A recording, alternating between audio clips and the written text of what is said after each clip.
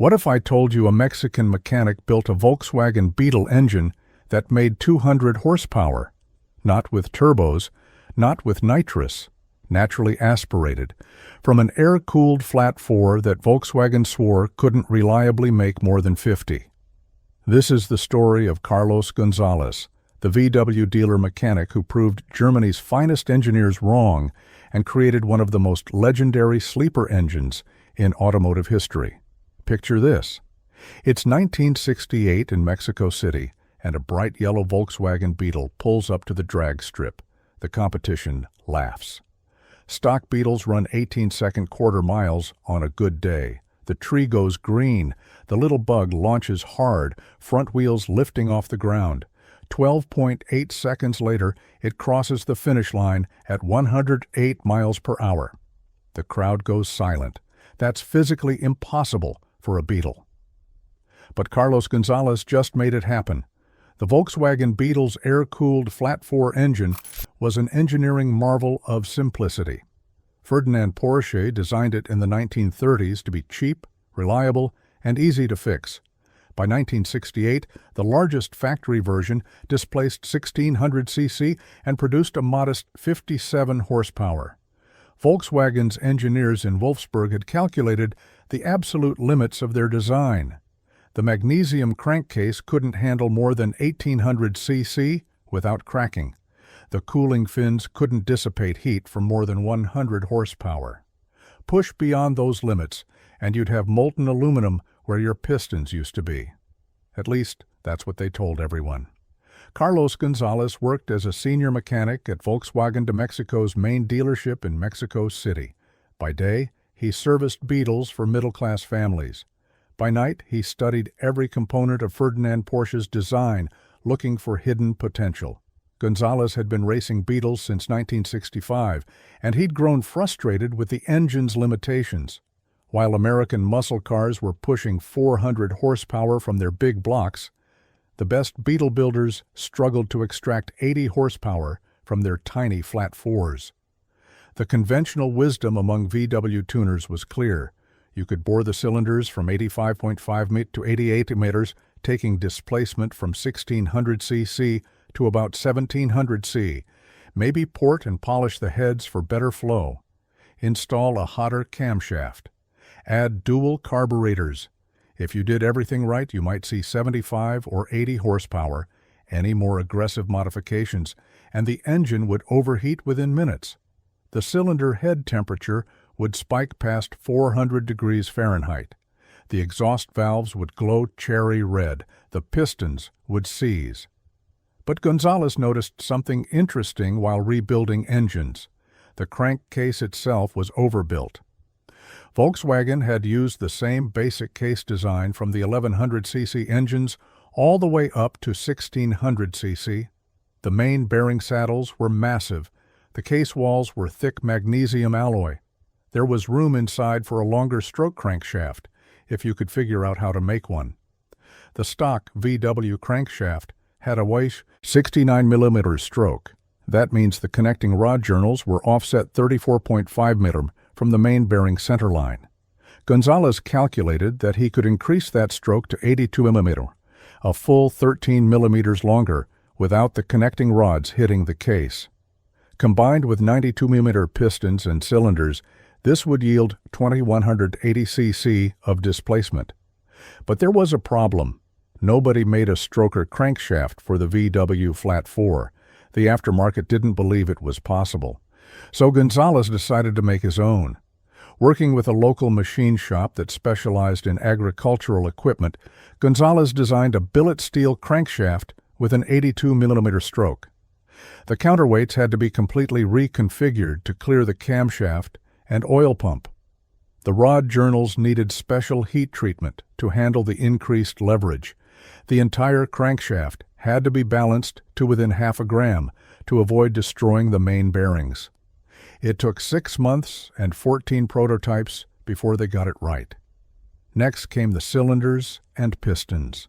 The stock VW cylinders were 85.5 mm bore with cast iron sleeves pressed into aluminum cooling fins. Gonzalez sourced raw cylinder castings and had them bored to 92 mm. But simply boring out cylinders wasn't enough. The cooling fin area had to increase proportionally or the engine would melt. Gonzalez added extra cooling fins, 36 fins per cylinder, instead of the stock 24. Each fin was machined 2 mm deeper than stock, increasing surface area by 40%.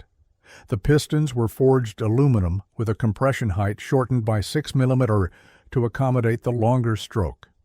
The wrist pins were moved up into the oil control ring area, a modification that required custom rings from a racing supplier in California.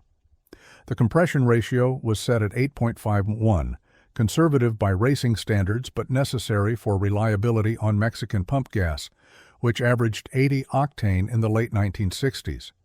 But the real genius was in the cylinder heads. The stock VW head flowed about 65 CFM at 0.500 valve lift. That's cubic feet per minute of air, the standard measurement for cylinder head flow capacity. For comparison, a small block Chevy head from the same era flowed about 185 CFM. Gonzalez knew that doubling the displacement wouldn't mean anything if he couldn't get air in and out of the cylinders. He started with bare head castings and completely reworked the port design. The intake ports were opened from 28 mm to 35 mm. The exhaust ports went from 25 mm to 32 mm, but simply making the ports bigger would actually hurt flow by reducing velocity. Gonzalez spent hundreds of hours with a die grinder reshaping the port floors and walls to maintain gas velocity while increasing volume. The valve guides were narrowed from 11 mm to 8 mm to reduce obstruction. The combustion chambers were reshaped to unshroud the valves. The valves themselves were custom pieces. Intake valves grew from 35.5 mm to 42 mm. Exhaust valves increased from 30 mm to 37.5 mm. These were massive valves for a Beetle engine, requiring custom valve seats machined from copper beryllium for better heat dissipation. The valve springs were dual units from a Porsche 911, modified to fit the VW head. Spring pressure was 120 pounds on the seat, 280 pounds at full lift. The camshaft was a custom billet piece with specifications that would make any engineer nervous. Lift was 0.560 on both intake and exhaust compared to 0.350 stock. Duration was 296 degrees at 0.050 lift. The lobe separation angle was 108 degrees, creating significant overlap for that characteristic lumpy idle. This cam required solid lifters with 0.006 clearance, which had to be adjusted every 500 miles. But here's where it gets interesting. Gonzalez discovered that the stock VW rocker arm ratio was wrong. Volkswagen claimed 1.1.1 ratio, but Gonzalez's measurements showed it was actually 1.03.1. By relocating the rocker shaft 4 mm and using longer rocker arms, he achieved a true 1.4.1 ratio. This meant the cam's 0.560 lobe lift translated to 0.784 valve lift, extraordinary for any engine, let alone an air-cooled Volkswagen. The first complete 2300cc engine Gonzalez had rounded up from the actual 2180cc for marketing purposes, fired up in March 1969. The exhaust note was unlike anything from a Beetle. Instead of the characteristic putt-putt, it produced a deep, angry bark that rose to a shriek at high RPM. On the engine dyno, borrowed from a diesel truck shop, it produced 168 horsepower at 6,800 RPM. After 3 months of tuning, Gonzalez extracted 203 horsepower at 7,200 RPM and 176 lb-ft of torque at 5,500 RPM. Let that sink in for a moment. A stock 1600cc Beetle engine made 57 horsepower and 82 lb-ft of torque. Gonzalez's creation quadrupled the horsepower and more than doubled the torque from the same basic architecture. Volkswagen's reaction was swift and dismissive. When word reached Wolfsburg about these Mexican super Beetles, VW's chief engineer, Heinrich Nordhoff, sent a technical team to investigate.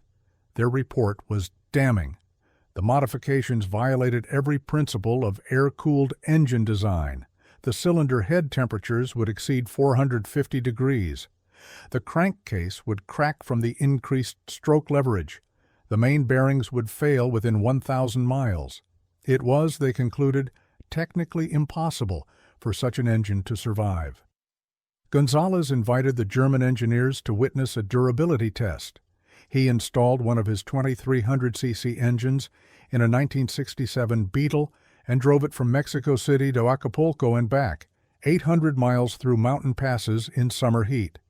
The car maintained 75 km cruising speed, climbing grades that would slow a stock Beetle to 35 km. Upon return, they disassembled the engine. The bearings showed normal wear. The cylinder head temperature never exceeded 380 degrees. The crankcase was intact. The Germans left without comment. Word spread through Mexico's racing community. Gonzalez's workshop became a pilgrimage site for Beetle racers. He couldn't build engines fast enough. A complete 2,300cc stroker cost 45,000 pesos, about $3,600 US dollars in 1970, when a new Beetle cost $1,800. Customers didn't care. They were winning races and setting records.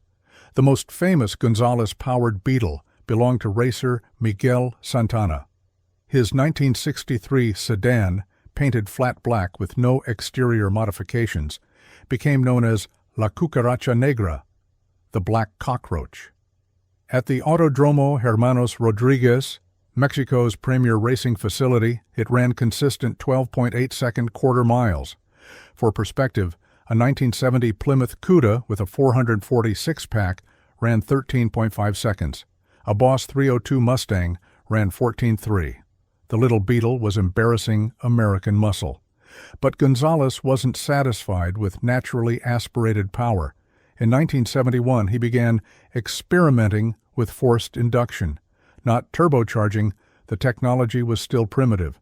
Instead, he adapted a GMC 271 supercharger from a diesel bus. The blower was almost as big as the engine itself, mounted where the rear seat used to be, driven by a Gilmer belt from the crankshaft pulley. The engineering challenges were staggering. The stock VW crankcase ventilation system couldn't handle positive manifold pressure. Gonzalez designed a dry sump oiling system using a belt-driven external pump. The stock carburetor mount would crack under boost. He fabricated a billet aluminum intake manifold with reinforced mounting bosses. The fan shroud had to be completely redesigned to clear the supercharger drive. With 8 psi of boost, the blown 2,300cc engine produced 315 horsepower. Think about that for a second. 315 horsepower from a Volkswagen Beetle engine. That's more than a contemporary Corvette 350, more than a Porsche 911S. From an engine architecture that Volkswagen insisted couldn't reliably exceed 100 horsepower. The blown engines required race gas, 110 octane minimum. They also needed rebuilt every 2,000 miles. But for drag racing, they were unbeatable. A supercharged Gonzalez Beetle could run 10.9 seconds at 121 pace in the quarter mile. With the right gearing, they'd trap 145 pace in the half mile. Volkswagen's response evolved from denial to legal threats. In 1972, VW Mexico sent Gonzalez a cease and desist letter, claiming his modifications violated their patents and damaged their reputation. Gonzalez's lawyer responded with a simple question: which patents specifically were being violated? The stroker crankshaft was Gonzalez's design. The cylinder heads were modified from bare castings. The forced induction system used no VW parts whatsoever. VW quietly dropped the matter. By 1973, Gonzalez was shipping stroker kits worldwide. American VW racers had heard about these mythical Mexican engines through classified ads in Hot VW magazine. The first kit arrived in California in September 1973, ordered by Gene Berg, himself a legendary VW tuner. Berg was skeptical. He'd been building VW engines for 15 years and had never exceeded 150 horsepower naturally aspirated. Berg assembled the Gonzalez kit with scientific precision, documenting every clearance and measurement. On his Stuska engine dyno, it produced 198 horsepower at 7,100 RPM. Berg immediately ordered 10 more kits. Within a year, Gonzalez stroker engines were dominating West Coast VW drag racing. The old guard of VW tuning had been overthrown by a Mexican dealer mechanic. But here's the kicker. Gonzalez never patented his designs. When asked why, he said, "Knowledge should be free. If Volkswagen had shared their engineering freely, I wouldn't have needed to figure this out myself." By 1975, American companies were producing their own stroker cranks based on Gonzalez's specifications. The 82 milliliter stroke became the standard for serious VW performance engines. The technical impact went far beyond drag racing. Gonzalez had proven that the VW flat-4 architecture could handle far more stress than anyone imagined. His work inspired a generation of engineers to push beyond manufacturer limitations. The aftermarket VW performance industry, now worth hundreds of millions annually, owes its existence to Gonzalez's refusal to accept impossible. Porsche engineers, who had always dismissed the Beetle engine as a primitive economy design, took notice. The 911's Flat 6 used similar air cooling principles, but with more sophisticated materials. Several Gonzalez innovations appeared in later Porsche engines: the deeper cooling fins, the revised rocker geometry, the port floor modifications. Officially, Porsche never acknowledged studying Gonzalez's work. Unofficially, former Porsche engineer Hans Mezger admitted in a 1998 interview that the Mexican modifications showed us possibilities we hadn't considered. The 2300cc stroker kit evolved through several generations. By 1976, Gonzalez had developed Mark II cylinder heads with welded-in intake ports, increasing flow to 145 CFM.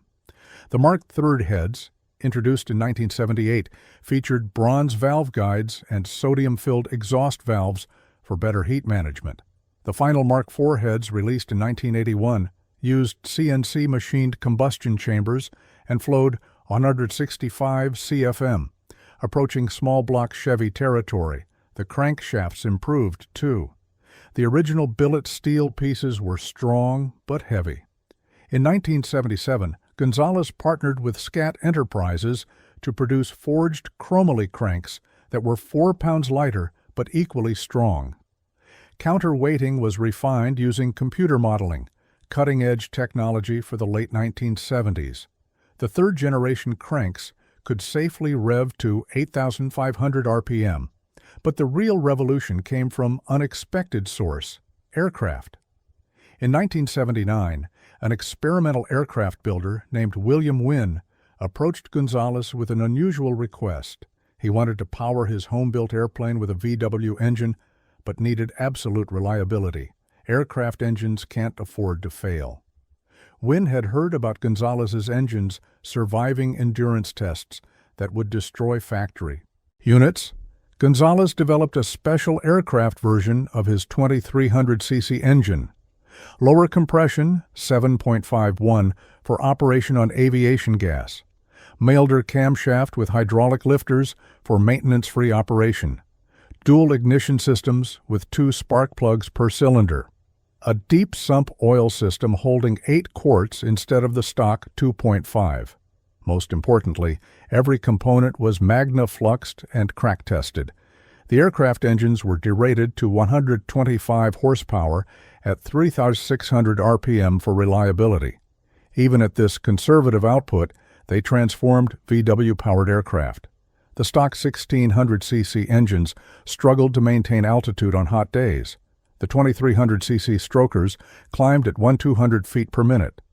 Wynn's prototype flew from Florida to Alaska and back, 8,000 miles, without any engine maintenance beyond oil changes.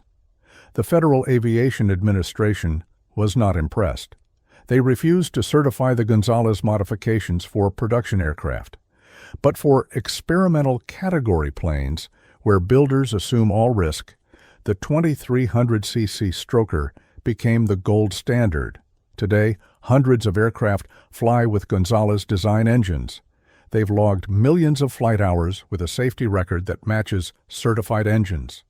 Meanwhile, in racing, the stroker engines kept evolving. In 1982, racer Juan Pablo Montoya, father of the Formula One driver, built a twin-engine Beetle dragster with two supercharged Gonzalez 2300s. Total output, 640 horsepower. The car ran 8.7 seconds at 154 mph, making it the world's quickest Volkswagen. It still holds that record for naturally aspirated VW engines. The technical details of that twin-engine setup were insane. The two engines were coupled through a special bell housing that Montoya designed himself. The crankshafts had to be phased exactly 180 degrees apart for balance. The superchargers were synchronized through a jackshaft running between them. The fuel system required 4 mechanical fuel pumps feeding 8 Weber 48 IDF carburetors. Starting procedure involved cranking one engine, then engaging the second through a centrifugal clutch. Cooling was the biggest challenge. 2 air-cooled engines in close proximity created a heat management nightmare. Montoya installed NACA ducts in the body to channel air to each engine. Electric fans supplemented the stock cooling fans. Even with these modifications, cylinder head temperatures would reach 425 degrees during a run. The engines required complete rebuilds every 20 passes. Gonzalez himself moved beyond pure performance applications. In 1983, he developed a mild 2100cc stroker kit aimed at street drivers who wanted more power without sacrificing reliability. Using a 78mm stroke crank and 90mm pistons, these engines produced 110 horsepower on regular gas with hydraulic lifters. They'd run 100,000 miles between rebuilds. Volkswagen Mexico actually recommended them as replacement engines for worn-out Beetles, though never officially. The economic impact was significant. By 1985, Gonzalez's company, Mexi-Bug Performance, employed 42 people and generated 120 million pesos annually. They produced 500 complete engines and 2,000 stroker kits per year. The Mexican government recognized Gonzalez with the National Prize for Technological Innovation. Volkswagen's response? They hired him as a consultant. That's right. After years of denying his innovations were possible, VW brought Gonzalez to Wolfsburg in 1986. His official role was Special Advisor for Alternative Engine Development. His real job was teaching German engineers what they'd missed about their own design. The lessons learned influenced the Wasserboxer engine used in later VW vans, though VW never publicly acknowledged Gonzalez's contributions. The legacy goes deeper than specifications and horsepower numbers. Gonzalez proved that engineering limits are often self-imposed. Volkswagen's engineers weren't wrong about the stock engine's limitations. They were wrong about the engine's potential. They'd optimized for mass production and reliability, creating artificial constraints that Gonzalez simply ignored. Consider the cylinder head temperature issue.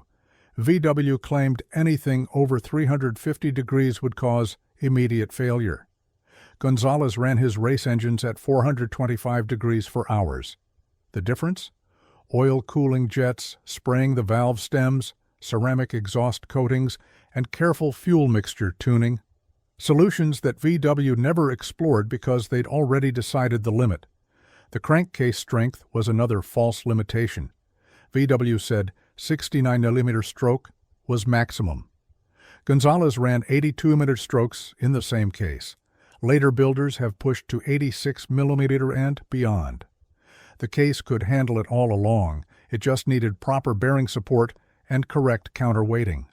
VW never tried because their calculations said it was impossible.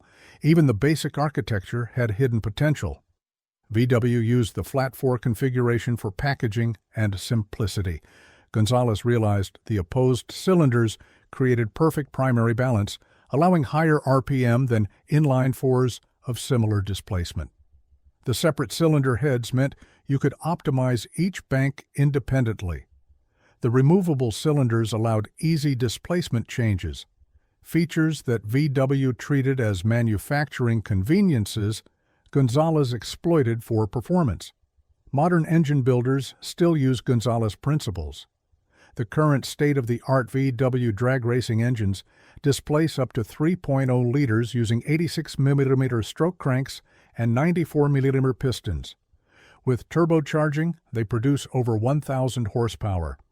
That's from an engine architecture designed in the 1930s to make 25 horsepower. Gonzalez didn't invent these extreme builds, but he proved they were possible.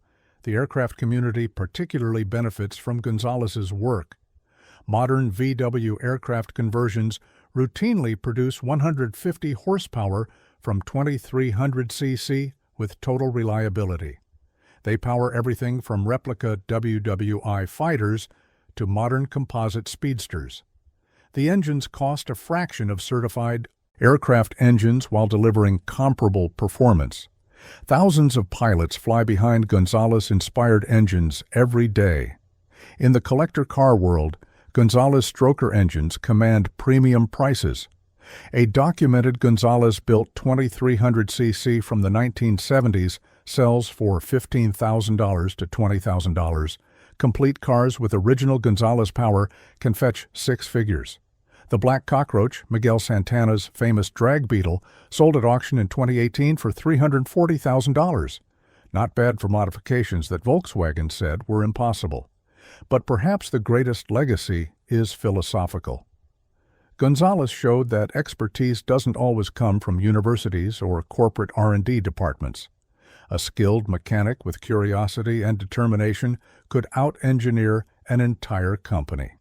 He democratized performance, sharing his knowledge freely instead of hoarding it for profit. Every aftermarket performance company owes something to this approach. Today, at age 91, Carlos Gonzalez still lives in Mexico City. His workshop closed in 2001, but he consults for racing teams and aircraft builders. When asked about his greatest achievement, he doesn't mention horsepower numbers or racing victories. Instead, he talks about the letters from builders worldwide who succeeded because of his designs. The teenager in Brazil who built his first race engine from magazine articles about Gonzalez's work. The aircraft builder in Australia whose Gonzalez-powered plane has flown 3,000 hours without failure. So what can we learn from Carlos Gonzalez and his impossible Beetle engines? First, that manufacturer limitations are often conservative guidelines, not physical laws. Second, that innovation doesn't require massive budgets or advanced degrees. It requires curiosity and persistence. Third, that sharing knowledge multiplies its impact far beyond what any patent or trade secret could achieve. The next time someone tells you something is impossible, remember the Mexican mechanic who made a Beetle engine produce 4 times its designed power, who proved that German engineering wasn't infallible, who showed that the best solutions sometimes come from the most unexpected sources. Carlos Gonzalez didn't just build fast engines. He demolished the myth of engineering authority and proved that innovation belongs to anyone willing to question the limits. The Volkswagen Beetle was designed to be the people's car, affordable, simple, reliable. Carlos Gonzalez made it the people's race car, proving that performance doesn't have to be exclusive or expensive. His 2300 cc stroker kit transformed the humblest economy car into a giant killer, embarrassing supercars with 20 times the price tag. That's not just engineering, that's democratization of speed itself. Every time a built Beetle embarrasses a muscle car at a stoplight, Gonzalez's spirit lives on. Every home-built aircraft that climbs strongly on VW power validates his vision. Every young mechanic who questions factory limitations follows his path. Carlos Gonzalez didn't just outsmart Volkswagen. He proved that innovation belongs to the innovators, not the institutions. What's the craziest engine swap or modification you've seen that actually worked? Drop a comment below and share your story. And if you enjoyed learning about the mechanic who rewrote the rules of VW performance, hit that subscribe button for more stories of automotive rebels who refuse to accept impossible. Thanks for watching, and remember, the only real limit is the one you accept.